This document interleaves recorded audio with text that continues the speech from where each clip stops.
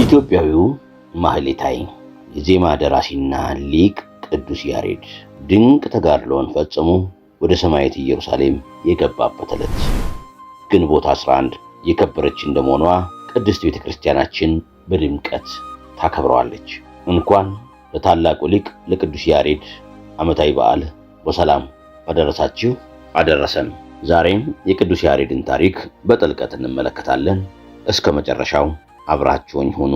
ቅዱስ ያሬድ የተወለደው ሚያዝያ 5 ቀን 505 ዓመተ ምህረት በአክሱም ከተማ ነው። አባቱ አብዩድ ወይም ይስሐቅ ይባላል። እናቱ ደግሞ ክርስቲና ወይም ታውክሊያ ትባላለች። አባቱ የአክሱም ጽዮን ቄሰ ገበዝ ነበር። የሞተው ቅዱስ ያሬድ በተወለደ በ7 ዓመቱ ነበረ። ያሬድ 7 ዓመት ሲሆነው አባቱ ስለሞቱበት እናቱ ትምህርት ቤት ለማስገባት ወደ አጎቱ መምህር ጌዲዮን ጋር ወሰደችው። አባ ጌዲዮንም በአክሱም ቤተ ቀጢን ወይም ቤተ ጉባኤ መምህር ነበሩ። ያሬድ ያኔ በትምህርቱ የሚያሳየው ውጤት ደካማ ስለነበረ ከሌሎች ሕፃናት ጋር ሊወዳደር አልቻለም። በመሆኑም ቅዱስ ያሬድ መዝሙረ ዳዊት በሚማርበት ጊዜ አጎቱ ይቆጣጠረው ነበረ። ይህን መታገስ ተስኖት ተስፋ ቆርጦ ከአክሱም ከተማ ወጥቶ ወደ እናቱ መንደር ማይኪራ ወደምትባል ቦታ ሄዶ ተደበቀ። ያም ቦታ የቀዳማዊ ምኒልክ መቃብር ቦታ ነው። ቅዱስ ያሬድም ወደ አንዲት ዛፍ ስር ተጠግቶ አርፎ እያለ አንድ ትል የዛፉን ፍሬ ለመመገብ ፈልጎ ወደ ላይ እየወጣና እየወደቀ ተደጋጋሚ ሙከራ ሲያደርግ ከቆየ በኋላ በሰባተኛው ጊዜ ወጥቶ ፍሬዋን ሲመገብ አይቶ ቅዱስ ያሬድም ትሉ ተስፋ ሳይቆርጥ በከፍተኛ ትጋት ከዓላማው ሳይናወጥ ከብዙ ድካምና ጥረት በኋላ ያሰበው እንደተፈጸመለት ተመልክቶ ሰውነቴ ሆይ ግርፋትን ለምን አትታገስም? መከራንስ ለምን አትቀበልም? ብሎ ሰውነቱን ከገሰጸ በኋላ ወደ መምህሩ ተመልሶ አባቴ ሆይ ይቅርታ አድርግልኝ፣ እንደ ቀድሞ አስተምረኝ አለው። ትምህርቱንም ቀጠለ፣ ጥበብም ተገለጸለት። ቅዱስ ያሬድ ወደ አክሱም ጽዮን ቤተክርስቲያን አዘውትሮ እየሄደ ጥበብንና ዕውቀትን እንዲገልጽለት የጌታዬ እናቱ እመቤቴ ሆይ አይነ ልቡናዬን ያበራልኝ ዘንድ ለምኝልኝ እያለ ይጸልይ ነበረ። ከዚያም በአንድ ቀን 150 መዝሙረ ዳዊት፣ መኃልየ ነቢያት፣ መኃልየ ዘሰሎሞንና ትርጓሜ መጻሕፍት ብሉያትና ሐዲሳትን አወቀ።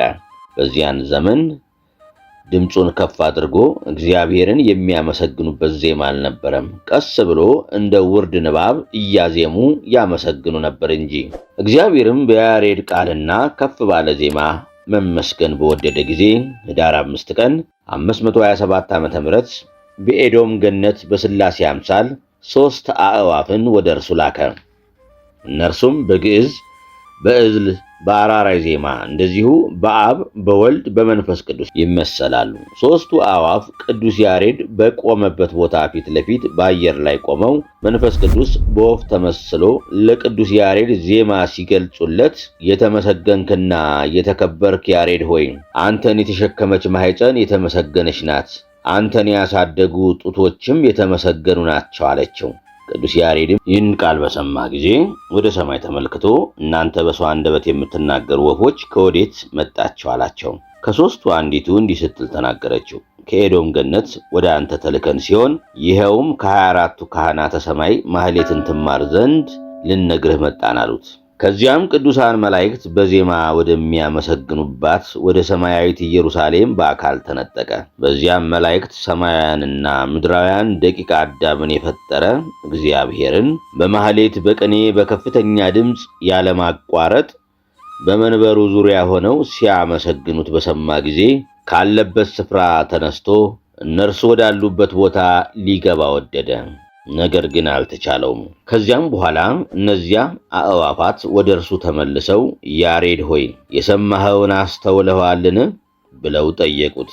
አላስተዋልኩም ብሎ መለሰላቸው። እንግዲያውስ አዲሱን የእግዚአብሔርን ምስጋና ጥሪ እርሱም የጌታችን የመድኃኒታችን የኢየሱስ ክርስቶስ ስም ነው አለችው። ቅዱስ ያሬድም ማህሌትን በአይነቱ ልቤ መልካም ነገርን አውጥቶ ተናገረ እያለ ከ24ቱ ካህናተ ሰማይ ተማረ። ቅዱስ ያሬድም የመላእክት ሥርዓታቸውን አይቶ ማህሌታቸውን አጥንቶ ኅዳር 6 ቀን 527 ዓመተ ምህረት በጠዋት 3 ሰዓት ወደ ቀድሞ ቦታው ተመልሷል። ከዚያም አክሱም ከተማ ወደምትገኘው ወደ ጽዮን ቤተክርስቲያን ገብቶ በአውደ ምሕረቱም ቆሞ ድምፁን ከፍ አድርጎ ሃሌሉያ ለአብ፣ ሃሌሉያ ለወልድ፣ ሃሌሉያ ለመንፈስ ቅዱስ ዓለም ሳይፈጠር ለነበረና ዓለምን አሳልፎ ለዘላለም ለሚኖር ለአብ ምስጋና ይገባል፣ ለወልድም ምስጋና ይገባል፣ ለመንፈስ ቅዱስም ምስጋና ይገባል። ከጽዮን አስቀድሞ ሰማይን ፈጠረ፣ ዳግመኛም ደብተራ ኦሪትን እንዴት አድርጎ መስራት እንዳለበት ለሙሴ አሳየው እያለ አመሰገነ። ከሰማይ እንደተመለሰ ለመጀመሪያ ጊዜ ጣዕመ ዜማውን ያሰማበት ቦታ ሙራደ ቃል ወይም የቃል መውረጃ እየተባለ ይጠራል። ይኸውም ዜማው ከሰማይ የወረደ ለመሆኑ እውነተኛ ማስረጃ ነው። ይህችንም ዜማ አርያም አላት። ይህም ማለት ከመላእክት ወይም ከሰማይ የተገኘች ማለት ነው። ይህንንም ዜማ ከፍ አድርጎ በሚያሰማ በሚያዜም ጊዜ ሰው፣ እንስሳና አእዋፍ ሁሉ እርሱ ወዳለበት ቦታ ተሰብስበው ከጣዕሙ የተነሳ መንፈስ የሚያድሰውን ልቡናን የሚያስደስተውንና አጥንትን የሚያለመልመውን ሰማያዊውን ዜማ ይሰማሉ። የቅዱስ ያሬድ የዜማ አይነቶች 3 ናቸው። እነርሱም ግዕዝ፣ ዕዝልና አራራይ በመባል ይጠራሉ።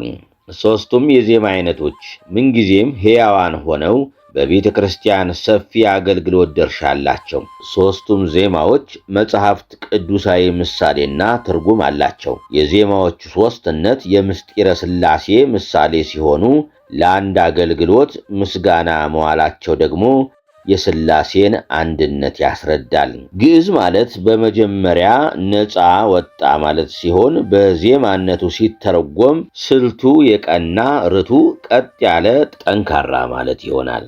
ምሳሌነቱም የአብ ሲሆን ከዜማው ጠንካራነት የተነሳ ሊቃውንቱ ደረቅ ዜማ ብለውታል። ከግዕዝ ጋር ተደርቦ ወይም ታዝሎ የሚዜም ለስላሳ ዜማ ነው። ዕዝል ጽኑ ዜማ ማለት ሲሆን በወልድ ይመሰላል፣ ምክንያቱም ወልድ ጽኑ መከራን ተቀብሏልና።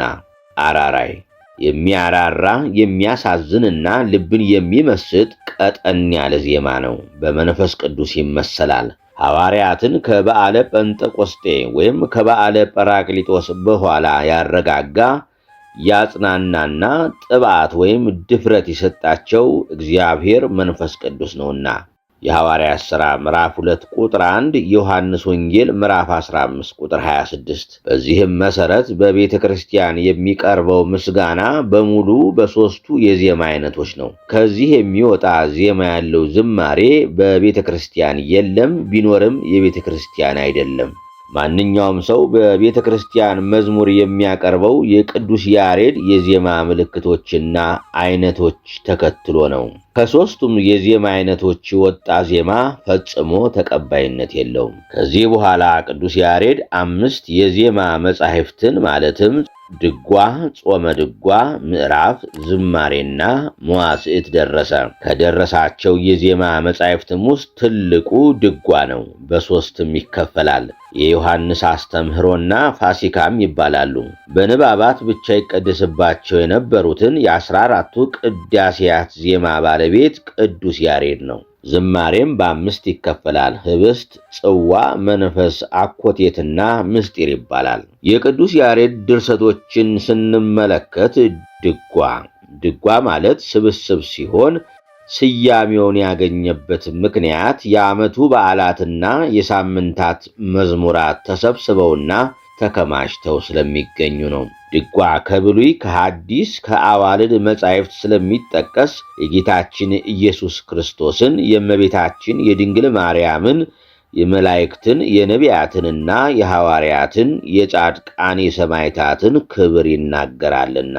ጾመ ድጓ በአብይ ጾም ወቅት በነግህ በሰለስት በቀትርና በሰርክ እንዲሁም በሌሊት የሚዘመር መዝሙር ነው። አጠቃላይ መጽሐፉ ነገረ እግዚአብሔርን፣ ነገረ ማርያምን፣ ነገረ ቅዱሳንን፣ ነገረ መላእክትን፣ ነገረ ቤተ ክርስቲያን የሚዘክር እንዲሁም የጾምን የጸሎትንና የምጽዋትን ጠቃሚነት የሚያስተምር ነው።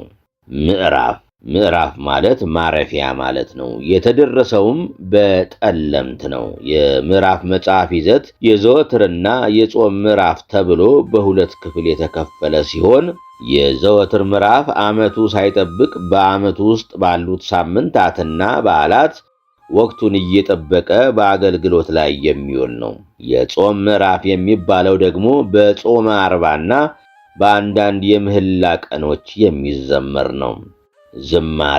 ዝማሬ ማለት ምስጋና ማለት ነው። ዝማሬንና መሥዋዕትን በደቡብ ጎንደር ዙራምባ በሚባል ቦታ ደርሶታል። የዝማሬ አገልግሎት በቅዳሴ ጊዜ ከድርገት በኋላ የሚቃኝ የሚዜም የሚዘመር የጸሎተ ቅዳሴውን ዓላማ ተከትሎ የሚሄድ የአገልግሎት መጽሐፍ ነው። መዋሥዕት አውስአ መለሰ ከሚለው የግዕዝ ቃል የተገኘ ሲሆን ትርጓሜውም ምልልስ ሰዋስወ ነፍስ ማለት ነው። ላዕርጎ ነፍስ በፍትሐት ጊዜ የሚደርስ ነውና ያ ሲሆን ለሙት ድርሰት ደርሶ ማዘንን ከማን አግኝቶታል ቢሉ መልሱ ከነቢዩ ዳዊት የሚል ይሆናል። ቅዱስ ያሬድ ሰማያዊ ዜማ በሚያዜምበት ጊዜ ካህናቱ፣ ንጉሡና ምዕመናን አዲስ ነገር ሆነባቸው። ከዚያም እንዴት እንቀበለው ምልክት ሳናገኝ ብለው ማሰብ ሲጀምሩ ንጉሡ አምላካችን ይግለጽልን ብለው ከታኅሳስ 1 ቀን እስከ እሁድ ድረስ ሕዝቡ ሱባኤ እንዲይዝ አወጁ። ከዚያም ከሰኞ ዕለት ጀምረው እስከ እሁድ አንድ ሱባኤና ምህላ ይዘው በየቀኑ የአክሱም ጽዮን ማርያም ቤተ ክርስቲያንን እየዞሩ 400 ጊዜዎታና 41 በእንተ ማርያም እያደረሱ ምህላውን አካሄዱ።